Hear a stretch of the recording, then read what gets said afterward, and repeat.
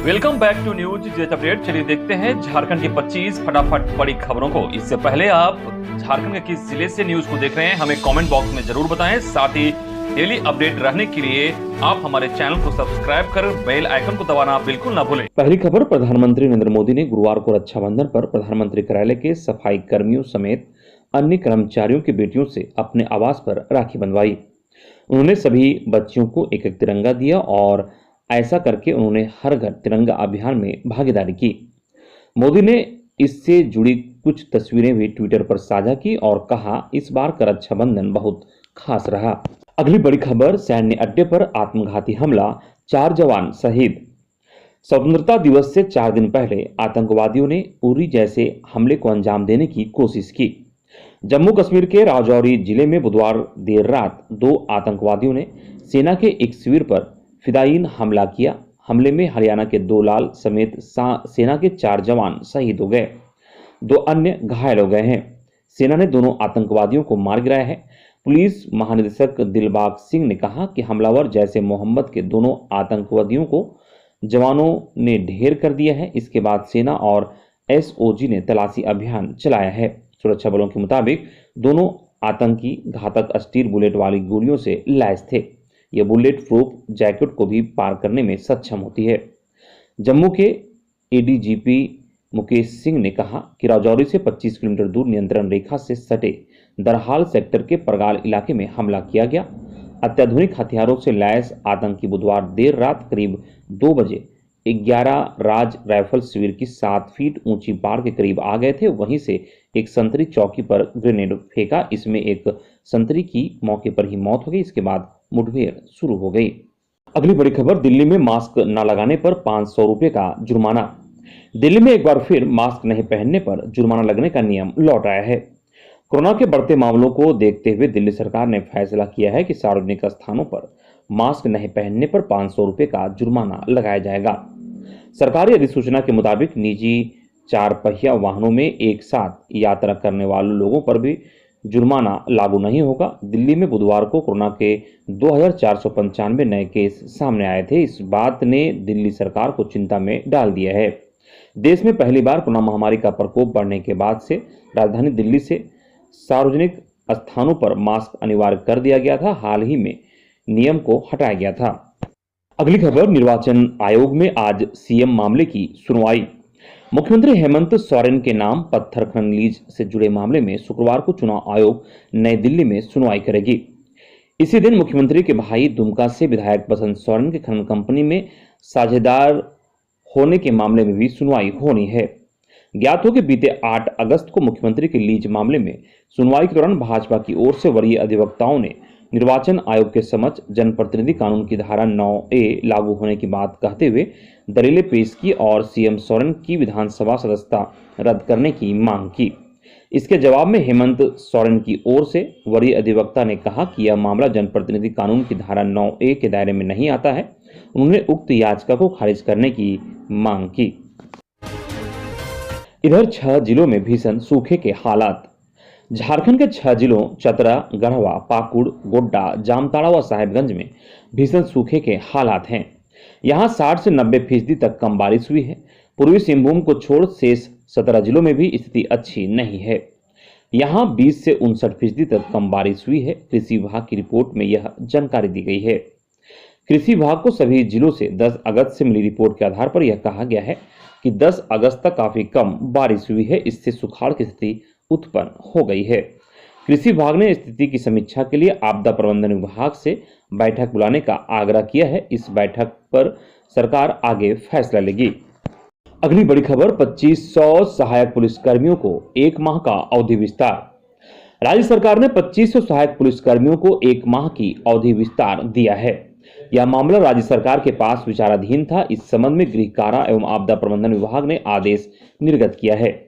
आदेश में कहा गया है कि सहायक पुलिसकर्मियों की मांगों पर विभागीय स्तर पर विचार किया जा रहा है और सहायक पुलिसकर्मी अपनी 5 वर्ष की अवधि के अतिरिक्त 1 माह के अतिरिक्त कार्यावधि तक कार्यरत रहेंगे। इस आदेश की सूचना सभी जिलों के एसपी को भेज दी गई है। इससे पहले गुरुवार को 3 जिलों में सहायक पुलिसकर्मियों की सेवा खत्म कर दी गई थी।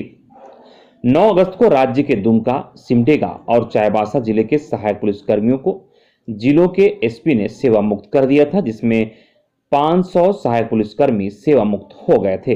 गौरतलब है कि झारखंड सरकार ने फोकस एरिया डेवलपमेंट प्लान के तहत 12 जिलों में 2500 सहायक पुलिसकर्मियों को 2 साल के कॉन्ट्रैक्ट पर बहाल किया था। इसके बाद 1 साल कर कुल 3 साल का अवधि विस्तार सहायक पुलिसकर्मियों को मिला था। इधर सहायक पुलिसकर्मियों के द्वारा सेवा नियमित करने को लेकर पूर्व में लगातार आंदोलन होता रहा है। इस साल भी सहायक पुलिसकर्मी आंदोलन की तैयारी कर रहे थे, जिसके बाद 1 माह का अवधि विस्तार किया गया है। इस 1 माह में राज्य सरकार सहायक पुलिसकर्मियों को नियोजित करने के विकल्प पर विचार करेगी। अगली बड़ी खबर, बिजली कर्मियों में भ्रम फैलाने वालों पर मुख्यालय की नजर। पिछले 10 वर्षों से काम कर रहे बिजली कर्मियों की सेवा नियमित करने के लिए तैयारी शुरू कर दी गई है। ऊर्जा विकास निगम के सीएमडी अविनाश कुमार ने स्पष्ट कहा है कि कर्मियों की सूची बगैर किसी दबाव में बनाएं। निगम मुख्यालय को सूचना मिली है कि कुछ लोग अस्थायी कर्मियों के बीच भ्रम फैला रहे हैं। ऐसे तत्वों को हतोत्साहित करना जरूरी है। बिजली कर्मियों को नियमित करने की प्रक्रिया सर्वोच्च न्यायालय व उच्च न्यायालय के निर्देश को ध्यान में रखते हुए शुरू की गई है। निगम मुख्यालय ने 2016 में सेवा नियमित करने का संकल्प जारी किया था। इसी निर्णय को देखते हुए सभी क्षेत्रों में सूची तलब की गई है। शर्तें तय हैं। जो कर्मी शर्तें को पूरी करेंगे उन्हें नियमित करने की दिशा में कार्रवाई की जाएगी। पदाधिकारियों को भी इस संबंध में सतर्क कर दिया गया है। इसके लिए एक तय फॉर्मेट निर्धारित किया गया है। मुख्यालय कर्मियों की सूची को 31 अगस्त तक अंतिम रूप देगा। वहीं झारखंड बिजली वितरण निगम के महाप्रबंधक राजस्व शुभंकर झा के अनुसार बिलिंग सॉफ्टवेयर को 100 यूनिट बिजली फ्री के लिए अपडेट कर लिया गया है। उपभोक्ताओं को जुलाई माह का जो बिल अगस्त में अब प्राप्त हो चुका है, उसमें 100 यूनिट फ्री बिजली का लाभ दिया जा रहा है। स्पष्ट है कि 100 यूनिट तक खपत करने वाले घरेलू उपभोक्ताओं को बिजली निःशुल्क दी जाए। अगली बड़ी खबर, रिम्स में 50 यूनिट तक बिजली ठप, अटकी रही मरीजों की सांसें। रिम्स की सुपर स्पेशलिटी बिल्डिंग में शाम 7:30 बजे से करीब 50 मिनट बिजली गुल रही। शाम के 7:35 से लेकर 8:26 तक बिजली गुल रही। बीच में सिर्फ 8:16 में 1 मिनट की बिजली आई थी। इस दौरान सुपर स्पेशलिटी ब्लॉक में करीब 125 भर्ती मरीजों की जान आफत में आ गई थी। इनमें से 50 के करीब मरीज आईसीयू के भरोसे थे, जो तड़पते रहे। मरीज के परिजन ब्लॉक के बाहर बिजली विभाग के कर्मियों और रिम्स प्रबंधन से लगातार संपर्क करने की कोशिश में थे, पर उन्हें किसी तरह का कोई सहयोग नहीं मिल पाया। तथा कि बिजली का केबल कटने के कारण जनरेटर से भी सप्लाई नहीं हो पा रहा था। आनन फानन में रिम्स के बिजली विभाग के कर्मचारियों ने दूसरे केबल के सहयोग से लाइन जोड़ा। इस प्रक्रिया में करीब 50 मिनट लग गए। तब तक मरीज भगवान भरोसे रहे। हालांकि इस दौरान एक भी मरीजों की जान नहीं गई। CTVS विभाग में भर्ती रातू रोड के दुखनन साहू को तुरंत ऑपरेशन थिएटर से निकाला गया था। उन्हें तत्काल वेंटिलेटर की जरूरत थी। बिजली नहीं रहने के कारण मरीज परेशान रहे। हालांकि डॉक्टर अंशुल ने सिलेंडर के सहयोग से मरीज को स्टेबल करने की कोशिश करते रहे। बिजली आने के बाद मरीज स्टेबल हो गया। अगली खबर, वाहन जांच में DL नंबर और पता भी लिखा जाएगा।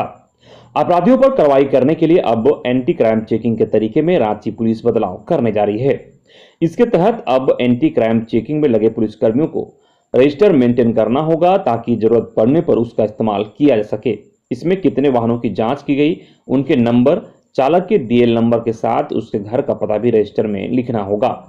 इसके लिए SSP किशोर कौशल द्वारा थाना प्रभारियों को जारी निर्देश कर कहा गया है कि वाहनों के नंबर को कंप्यूटर में भी दर्ज कराना होगा। साथ ही SSP कार्यालय को भी इसका डेटा देना होगा। वहीं एंटी क्राइम चेकिंग अभियान अब हर दिन अलग अलग क्षेत्रों में 1 से 2 घंटे का रखा गया है। रांची के सीनियर SP किशोर कौशल ने कहा कि आमतौर पर वारदात होने के बाद जांच अभियान चलता था, लेकिन रांची में इसमें बदलाव किया गया है। अब यह जांच अभियान हर दिन चलेगा। अगली खबर, वकील राजीव के खिलाफ ईडी ने किया मनी लॉन्ड्रिंग का केस। वकील राजीव कुमार की मुश्किलें बढ़ गई है। प्रवर्तन निदेशालय ने कोलकाता कैश कांड में मनी लॉन्ड्रिंग के आरोप में राजीव पर गुरुवार को केस दर्ज कर लिया। ईडी ने उनके मुवक्किल शिवशंकर शर्मा को भी आरोपी बनाया है। केस दर्ज होने के बाद अब राजीव के जेल से निकलने की राह में मनी लॉन्ड्रिंग केस बड़ा रोड़ा बन गया है। अब आरोपी राजीव को ईडी की रांची कोर्ट में व्यक्तिगत रूप से पेश किया जाएगा। कोर्ट ने केस दर्ज होने के बाद आरोपी की उपस्थिति की तारीख 12 अगस्त निर्धारित की है। अब उन्हें ईडी कोर्ट में पेश की जिम्मा बिरसा मुंडा केंद्रीय कारा कोटवार के जेल अधीक्षक पर है। तथित कारोबारी अमित अग्रवाल ने राजीव कुमार के खिलाफ 50 लाख नकदी बरामदगी मामले में प्राथमिकी दर्ज कराई है।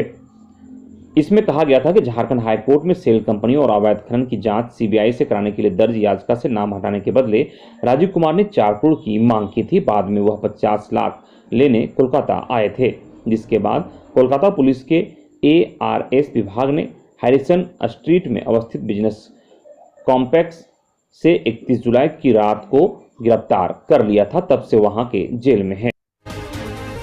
अगली खबर, विधायकों को विशेष कोर्ट में पेश करने का निर्देश। कलकत्ता हाईकोर्ट ने गुरुवार को बंगाल CID को निर्देश दिया है कि झारखंड के गिरफ्तार 3 विधायकों इरफान अंसारी, राजेश कच्छप और नमन विकसल कोंगाड़ी को भ्रष्टाचार निवारण कानून के तहत एक विशेष अदालत के समक्ष पेश करें। तथा कि तीनों विधायकों को करीब 49 लाख रुपए के साथ कोलकाता में गिरफ्तार किया गया था। न्यायमूर्ति तीर्थंकर घोष ने कहा कि यह विशेष अदालत पर है कि वह ऐसे मामलों की सुनवाई करे, न कि मुख्य न्यायिक मजिस्ट्रेट अदालत के पास जहां उन्हें पेश किया गया था। न्यायमूर्ति घोष ने कहा कि वह विधायकों की जमानत याचिकाओं पर शुक्रवार को सुनवाई करेंगे। इन याचिकाओं पर गुरुवार को ही सुनवाई होने वाली थी। हावड़ा की निचली अदालत में बुधवार को तीनों विधायकों को पेश किया गया था, जिसने उन्हें 4 दिन की पुलिस हिरासत में भेज दिया था।